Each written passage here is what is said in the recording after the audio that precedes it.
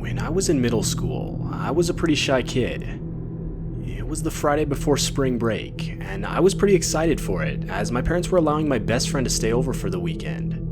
Honestly, it was all I could think about the whole day. Now, it's important to note that I would never ride the bus to or from school. My parents were pretty protective, and despite living in a relatively friendly neighborhood, they were never keen on the idea of me taking a bus or even just walking home. I didn't mind, but of course that meant that one of my parents would have to pick me up each day. And each time they did, the school would have whoever was picking me up give them their signature for the school's records. This meant that for me to leave the school, I would need that signature. This day specifically, my aunt and uncle were supposed to pick me up from school, as both my parents were working late. But by the time the bell rang, I could tell neither my aunt's or my uncle's car were anywhere in the parking lot. I waited for a good 45 minutes, slowly watching as the parking lot got less and less busy, by this point almost empty. I was the only one in the lobby at this point, and was starting to get nervous that they forgot to pick me up. I decided it was best to walk down to the office and inform someone of the situation.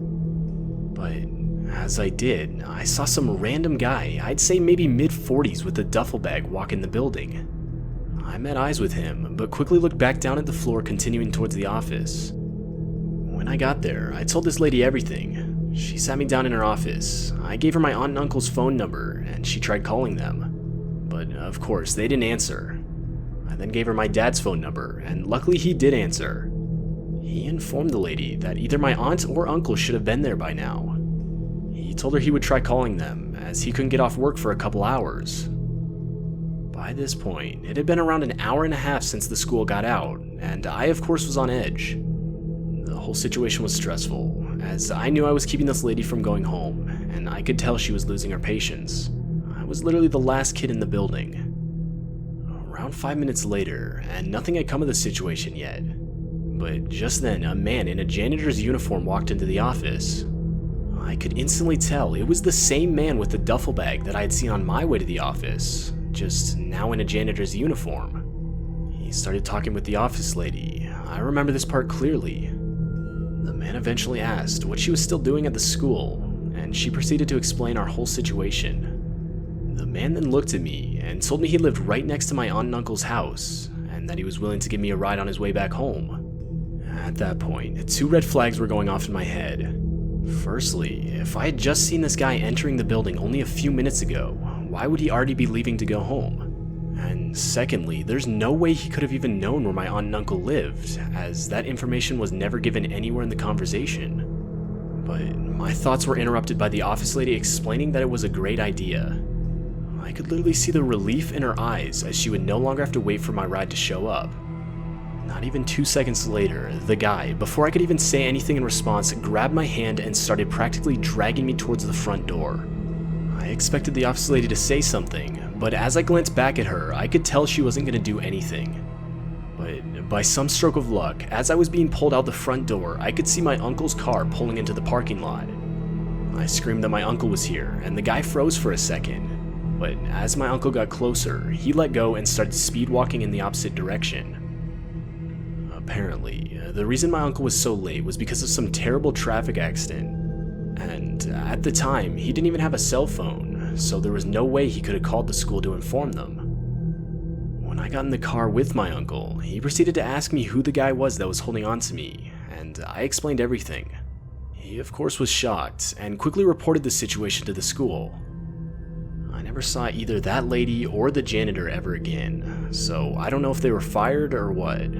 Though, I actually have a theory that the guy was never a real janitor for the school, as what janitor would enter the school in regular clothes and leave only minutes after he got there? Either way though, the whole thing was really traumatizing for me, and it still haunts me to this day.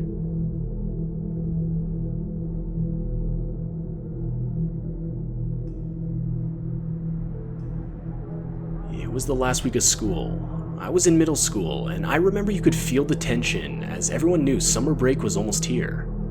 With that in mind, a lot of my friends and I were messing around, as realistically there was nothing to do the last week.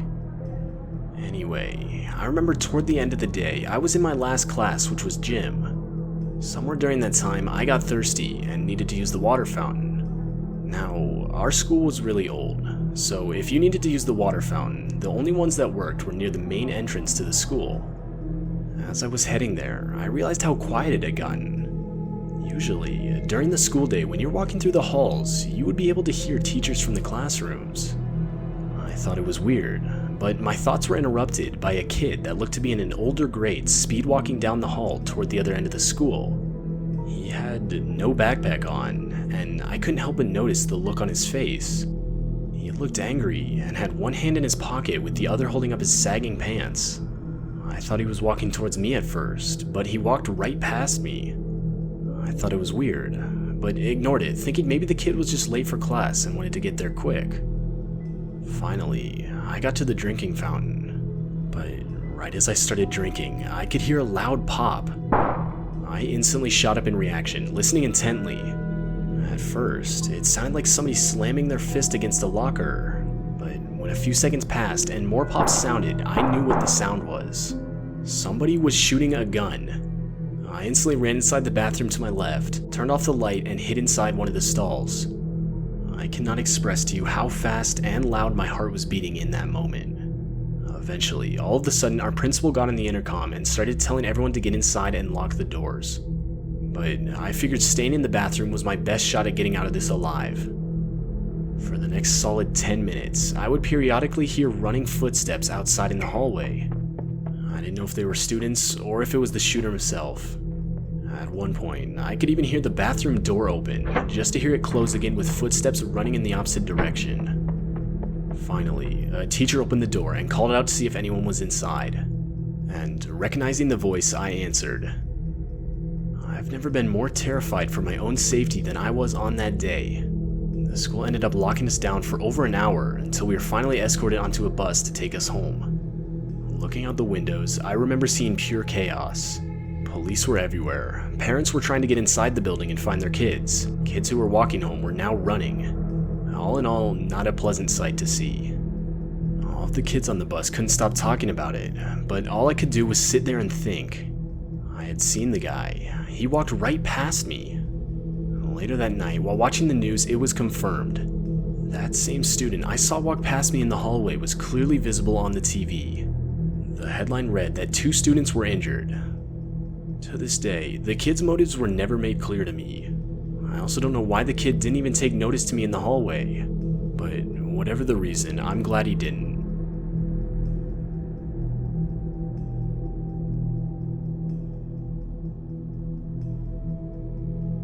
Back when I was in middle school, I was in band. I played the clarinet. I always wanted to play the saxophone, but my grandpa had a clarinet, so that's what I ended up playing. If I'm being honest, I wasn't good at all, and because of this, I had to take extra lessons after school just to keep up with everyone else. The band instructor was a middle-aged man named Mr. Hall. After a while, noticing I was falling behind, Mr. Hall himself started offering me extra lessons at his house. I don't know why, but for whatever reason, the idea of taking lessons at my middle school teacher's house made me uncomfortable, and I refused. He was pretty persistent though, and would offer at least once a week, to which each time I would again refuse. It was starting to get pretty disturbing, and I mean, especially as a middle school kid, you shouldn't have to continually tell your teacher no. Anyway, one day, Mr. Hall announced that our school had been invited to perform at a Christmas concert downtown. I'm not gonna lie, a lot of us were pretty excited. We all had extra rehearsals, and the school made sure we had everything we needed.